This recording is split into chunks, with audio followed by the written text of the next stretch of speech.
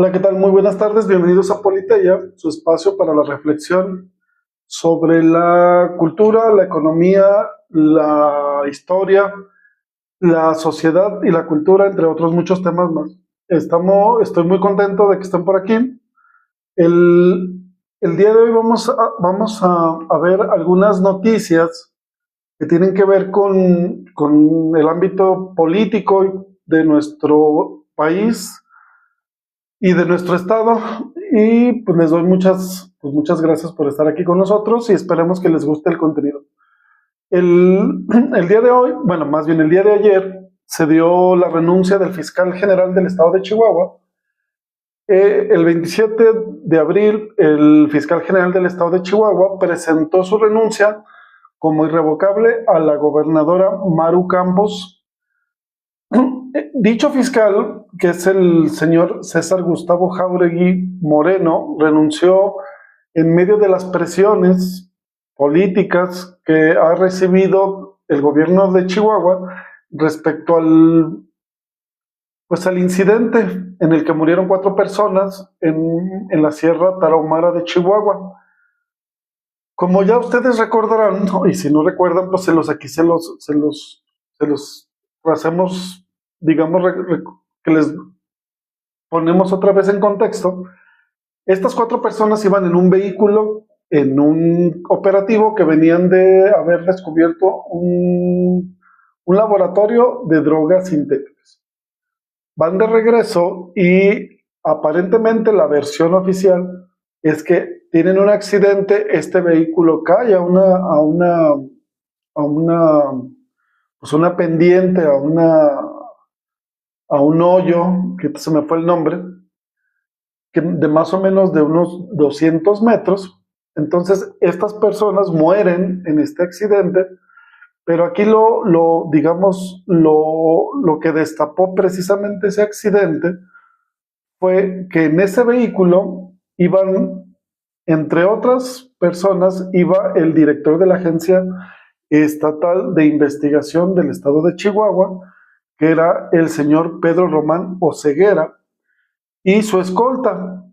Y adicionalmente iban 2 ciudadanos estadounidenses que, que después sabríamos o nos enteraríamos que estos ciudadanos estadounidenses pues eran agentes activos de la Agencia Central de Inteligencia, la CIA, ¿vale? Entonces, ¿cuál fue yo pienso que la situación del fiscal? ¿Cuál fue digamos, el punto de quiebre del fiscal? Pues fue la primera versión que dio cuando se da este suceso. El fiscal dijo que este accidente se había suscitado después de que el director de la Agencia Estatal de Investigación, su escolta y los 2 estadounidenses venían de un operativo para desmantelar un laboratorio de drogas sintéticas. Entonces, esta versión, ¿cuándo la da? Pues precisamente cuando sucede el accidente el día 19 de abril. Yo creo que alguien le dijo, o él se dio cuenta, pero seguramente alguien le dijo que se había equivocado en esa declaración, y al día siguiente, a sabiendas de que se había equivocado, trató de desdecirse, ¿verdad?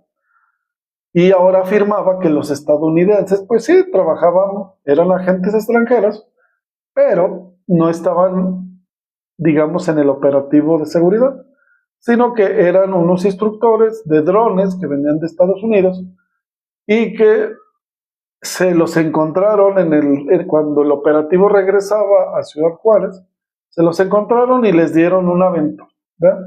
Obviamente, esta versión, pues nadie se la creyó, ¿verdad? Yo creo que ni él solo se la creyó, pero tenía que, pues, desdecirse de esa primera versión inicial. ¿Por qué era importante desdecirse? Porque ahí estaba aceptando que estos agentes extranjeros estaban participando de manera activa en un operativo de seguridad en un estado mexicano sin ningún tipo de autorización por parte de la Federación para hacer eso. ¿Vale? Entonces, esta situación se volvió insostenible mientras se conocían y se volvió más insostenible cuando se empezaron a conocer más y más y más detalles, ¿verdad? Por ejemplo, que estos agentes, que después supimos que eran de la CIA, que estaban uniformados con la misma indumentaria de los agentes de la Agencia de Investigación Estatal, y la idea era de que se camuflajaran con los demás, digamos, efectivos de la Agencia Estatal de Investigaciones y que no llamaran la atención. Y adicionalmente se supo que no solamente eran esos dos que fallecieron en el accidente, sino que eran otros dos más. Entonces, en total, los agentes de la CIA que estaban participando en dicho operativo no eran dos, eran cuatro. Entonces, este señor, ex fiscal de Chihuahua, el señor Jauregui Moreno, dentro de la declaratoria, cuando informa que ya no, que acaba de renunciar, habla de que reconoció omisiones institucionales y que asumió, les voy a leer tal cual lo que él dijo: reconozco omisiones institucionales y asumo la responsabilidad política por la presencia y la actuación de estos agentes extranjeros en territorio estatal, de la cual el gobierno federal no tenía conocimiento. En su declaración también señaló que su salida busca permitir que la investigación que se está haciendo en Chihuahua sea transparente y restablecer la confianza pública. Bueno, yo creo que esto que acaba de hacer el fiscal, pues ya era, pues era algo que era insostenible, ¿no? O sea, al final del día, para el gobierno de Chihuahua, cada vez pareciera que esto se pone peor. Entonces, esto que hace el fiscal, lo que busca es darle un poquito de oxígeno al gobierno. Esto, obviamente, el fiscal no renunció porque él haya querido renunciar, ¿verdad? Sino seguramente la gobernadora lo invitó cordialmente a renunciar, para así ella pensando que de alguna manera esa renuncia generaría un poco de menos presión para el gobierno. Pero obviamente esta dimisión del fiscal, pues lo único que ha generado, en vez de generar más certezas, pues ha generado todavía más interrogantes. Cuando se le pregunta a la presidenta Claudia Sheinbaum sobre esta situación de la renuncia del fiscal, la presidenta, de una manera dura, seria, dice que la renuncia del fiscal no detiene las investigaciones federales sobre la presunta violación de la soberanía nacional y las irregularidades en el manejo del caso. Entonces, para decirlos en palabras llanas, pues todo sigue igual, o yo diría que incluso puede haber puesto más leña al fuego. Pero veremos qué es lo que pasa en este caso, precisamente, de los extranjeros, de los agentes de la CIA en el estado de Chihuahua. Otra noticia que se dio a la par de esta situación, está viviendo la gobernadora Maru Campos. La gobernadora había sido invitada, como dicen, de una manera, fue invitada de una manera, es como cuando te invitan a abandonar algún lugar, pues así la invitaron al Senado. La gobernadora fue invitada el día de hoy en el Senado de la República para que rindiera un informe o rindiera información de lo que había pasado precisamente en ese operativo del día 19 de abril y todo lo que pasó después, ¿no? ¿Por qué estaban esos agentes de la CIA en México? ¿Qué estaban haciendo en un operativo de seguridad? Etcétera, etcétera, etcétera. Obviamente, la gobernadora al saber pues, lo que le esperaba en el Senado, pues no acudió. No acudió a esta invitación y lo que declaró fue que no asistió al Senado y a través de un oficio que envió al Senado precisamente dijo que su argumento es que no podía presentarse para no comprometer las investigaciones en curso, las cuales está llevando a cargo una unidad especializada del gobierno para esclarecer precisamente estos hechos. Bueno, ¿qué es esta unidad de la que habla la señora gobernadora? Es una unidad de investigación que ella misma creó con la finalidad de investigar toda la situación que derivó en el accidente del 19 de abril, donde se pueda explicar qué hacían 4 agentes de la CIA en Chihuahua trabajando en operativos de seguridad, sin que la Federación supiera o estuviera informado de esta situación. Miren, en pocas palabras, lo que hizo la gobernadora con esta supuesta unidad de investigación, pues es precisamente ganar tiempo, ¿vale? Entonces, ¿por qué? Pues precisamente como yo me voy a investigar a mí mismo, ¿va? Obviamente que ya salió la titular de esta unidad a decir que la culpa fue precisamente del director del director de la Agencia Estatal de Investigación, que él fue el que los invitó y que a nadie le avisó. Obviamente, pues eso no es posible. ¿Por qué no es posible? Porque para que alguien, un funcionario, pues tenía un funcionario pues de nivel medio alto, pero no tenía la capacidad para poder, ni el poder de decisión de decir, voy a invitar a unos agentes de la CIA para que vengan a los operativos. Pues no es creíble. Entonces, ¿qué pasó?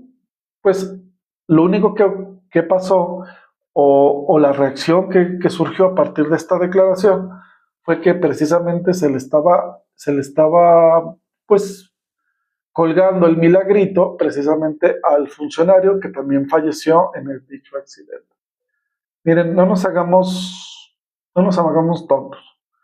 Esos funcionarios de la CIA estaban en Chihuahua porque la gobernadora autorizó que estuviera. Nadie más nadie podría dar su anuencia para que esas personas estuvieran ahí. Y yo les aseguro que nadie de mandos abajo de la gobernadora podía aventarse la bronca de invitar a esos funcionarios sin que la gobernadora estuviera de acuerdo. Nadie se iba, o sea, realmente, si esos agentes de la CIA estaban en México, pues era precisamente porque la gobernadora les dio su anuencia.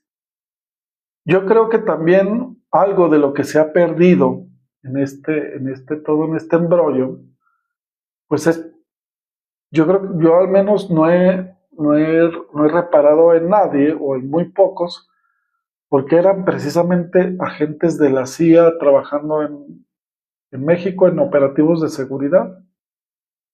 Pues se supone que en Estados Unidos pues existe la DEA, ¿no? No la CIA. Entonces, a mí me preocupa mucho, me preocupa más que sean de la CIA que hayan sido de la DEA, ¿sale? Porque ya muchos conocemos el historial negro de la CIA trabajando en Latinoamérica, ¿sale? Entonces, yo pienso que la opinión pública, o más bien de lo que yo he podido ver, la opinión pública reaccionó diciendo que efectivamente lo que quiere hacerse es echarle la culpa a este funcionario que también falleció en el accidente y que el gobierno pues busca oxígeno, ¿verdad? Y busca ganar tiempo para enfrentar las posibles consecuencias legales y políticas de tener agentes extranjeros participando en acciones que solo le competen al Estado mexicano, ¿vale? Entonces, pues ya veremos en qué se resuelve todo esto. Yo no creo que la gobernadora esté muy tranquila. Esta situación, la verdad, es grave, es muy grave. Y yo no veo a la presidenta muy contenta con esta situación, sobre todo porque el discurso de la presidenta siempre se ha ufanado de que lo primero que se debe de guardar es la soberanía del país. Y esto evidentemente rompe con eso, porque es una intromisión de un gobierno extranjero en acciones que solamente le deben competir a organizaciones o instituciones del México. Pero bueno, veremos en qué queda, estaremos informando. Otra, digamos, otra situación que también me llama mucho poderosísimamente la atención, el ambiente político en Aguascalientes pues está como que raro, ¿no? El, el año pasado, el mes pasado, marzo, yo vi un ambiente político realmente muy movido aquí en Aguascalientes, tanto gente del PAN como de Morena, como de Movimiento Ciudadano, que se estaban moviendo y daban declaraciones, etcétera, etcétera. Pero este mes de abril, no sé si les pegó la feria, pero la verdad ha estado muy tranquilo. Y ha habido, pues yo siento que hasta silencio por muchos de los participantes o de los que intentan participar pues en este proceso. Entonces, bueno, aquí quiero hacer una especie como de, pues sí, como de diagnóstico de lo que yo he visto estos últimos días con respecto pues a la elección que nos avecina ya casi a un año de distancia. Bueno, de lo poco que se ha sabido es que ya cada vez es más notorio que el Delfín, o sea, el favorito del gobierno o de la gobernadora Tere Jiménez para sucederla es lo que ya habíamos dicho anteriormente en episodios anteriores, es el presidente municipal de Aguascalientes, Leonardo Montañez Castro. Entonces, en estos últimos días, el alcalde pues ha estado más activo, ¿no? Yo lo he visto más en medios de comunicación y también se le ve más tranquilo, porque recordemos que el alcalde realmente tuvo un inicio de año pues complicado, y ustedes dirán, ¿por qué? Pues precisamente por el caso Net Energy. De hecho, el alcalde hubo un tiempo en que incluso le rehuía a los medios de comunicación, trataba de dar lo menos declaraciones posibles, y ahora pues ya tiene un ratito que ya parece se le ve más relajado, parece que ya está un poquito más, pues más asentado, o que las condiciones se le están dando para la próxima elección. Y todo hace pensar que una vez más el senador Antonio Martín del Campo, que también ya se lo habíamos comentado, se quedará otra vez sin la candidatura a gobernador de Aguascalientes por el Partido Acción Nacional. Esto a pesar de ser el aspirante con mayor posibilidad de ganar, no solo del PAN, sino de todos los partidos. Toño Martín del Campo, las encuestas, para ser gobernador, él es el que sale más alto de todos, incluidos los del PAN, incluidos los de Movimiento Ciudadano, incluidos los del PRI, incluidos los de Morena. Aún a pesar de eso, posiblemente se va a quedar, o lo más seguro es que se va a quedar sin la candidatura de Acción Nacional, porque incluso está encima de los números del alcalde Leonardo Montañez. Algo que pasó el 17 de abril en el programa del periodista José Luis Morales, donde en el segmento que de la Mesa de la Verdad tuvo de invitado al dirigente estatal de Morena, Gilberto Gutiérrez, y este dirigente expresó desde su punto de vista que él también veía que Toño Martín del Campo tampoco sería candidato del PAN. Entonces, en esta, pues precisamente en esta declaración que hacía Gilberto Gutiérrez, pues dejó entrever que Morena le pudiera abrir las puertas precisamente al senador Toño Martín del Campo y que fuera candidato a gobernador por Morena. Yo ya había hablado de que en el supuesto de que Toño Martín del Campo renunciara al PAN, porque ya lo había mencionado, que él iba a participar en la elección, no importa, que él iba a estar en la boleta, pasara lo que pasara. Entonces muchos interpretamos que precisamente estaba diciendo que si los del PAN una vez más no le daban la candidatura, pues se iba a ir por otro partido. Pero yo afirmo que Toño no ganaría, si se va del PAN, no ganaría en otro partido, con excepción de Morena. Si Toño Martín del Campo decide, o sea, que efectivamente se la hagan y lo bajen una vez más de la candidatura de Acción Nacional para gobernador y él decide salirse del PAN, el único escenario donde él pudiera ser ganador tendría que ser en Morena. Entonces, y precisamente el presidente de Morena, pues dejó entrever que era una posibilidad que Morena le abriera las puertas precisamente a que el presidente municipal participara como candidato a Morena. Veremos qué sucede, pero uno que sí anda muy triste es el diputado federal y vocero de Morena, Arturo Ávila, ya que cada vez más se le ve más lejana su candidatura al gobierno de Aguascalientes y también más lejana también su candidatura a la alcaldía, a ser jefe de gobierno de la alcaldía Cuauhtémoc de la Ciudad de México. ¿Y por qué decimos esto? El, el buen Arturo Ávila, al ser senador, al ser diputado de Morena y ser uno de los voceros, le permitió estar, o sea, ese puesto le permitió estar en muchos espacios informativos donde debatía con diversas personalidades de los otros partidos para hablar sobre gobierno, sobre acciones, sobre etcétera, etcétera. Pues todo esto le dio un gran espectro, una gran vitrina donde todo el mundo lo vio, pero también al paso del tiempo lo que le generó también fue un gran desgaste tanto mediático como de su misma persona.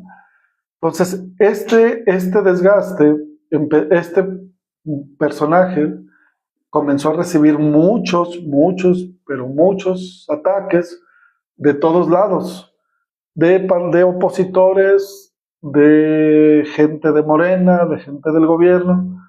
Entonces, el desgaste en su imagen fue algo muy importante. Entonces, a este muchacho, que también se le conoce como el Cero Votos, que fue un apodo que le puso el panista Federico Dorin, si más no lo recuerdo. No me acuerdo si fue Federico Dorin o fue... Sí, creo que sí fue Federico Dorin. Entonces, Federico, Federico Dorin le pone este apodo que evidentemente al señor Arturo Ávila, pues como que no le pareció este apodo y expresó su desencanto precisamente con esta situación. Pero yo le diría al diputado que debería tomarlo con mayor filosofía. Acuérdense que antes, cuando éramos niños, si alguien te ponía un apodo y tú hacías gesto de desaprobación, pues lo único que ibas a conseguir era que te lo dijeran 10,000 veces, ¿verdad? Entonces, no pasa nada, hay que tomarlo con filosofía y seguir para adelante. Pero también a eso le sumamos que una persona que es muy cercana a Arturo Ávila es la todavía dirigente nacional de Morena, Luisa María Alcalde. Esta dirigente muchos dicen que tiene una relación sentimental con Arturo. Yo la verdad a mí no me consta y tampoco me interesa. Solo sé que sí son, pues digamos, cercanos. Estuvieron paseando aquí por la feria en alguno de los negocios que abrió Arturo Ávila con respecto a la Feria Nacional de San Marcos. Entonces, esta cercanía a la todavía dirigente nacional de Morena, pues también le ha afectado porque la presidenta de la República ha invitado a Luisa María Alcalde a que forme parte de su gabinete como jefa de la oficina de la presidencia, no, como asesora jurídica de la presidencia. Unos podrán decir, bueno, pues es un puesto bueno de primer nivel. Sí, efectivamente, pues es un puesto de primer nivel, pero pues no es... Yo creo que en política el, la posición se define entre que es grande o chica, dependiendo de la influencia que tú tienes respecto a las políticas o respecto al gobierno. Pues obviamente, pues no es lo mismo ser la presidenta nacional del partido en el poder que ser la asesora jurídica de la presidencia. Obviamente, pues al igual que yo, pues toda la comentocracia vio que efectivamente estaban quitando a Luisa María Alcalde precisamente de esa posición porque dicen, dicen que Luisa María Alcalde ya no funcionaba en la dirigencia nacional de Morena. ¿Por qué? Porque dentro de lo que hizo Luisa María Alcalde con respecto a lo que vamos a vivir el próximo año, pues dicen que los pecados que se le pueden atribuir a la dirigente nacional de Morena es precisamente el alejamiento de Morena a sus aliados, uno el Partido Verde y otro el Partido del Trabajo, respecto a las últimas fechas, ya que estos partidos se han revelado precisamente a Morena y a las iniciativas que ha mandado precisamente la presidenta de la República y de la bancada de Morena.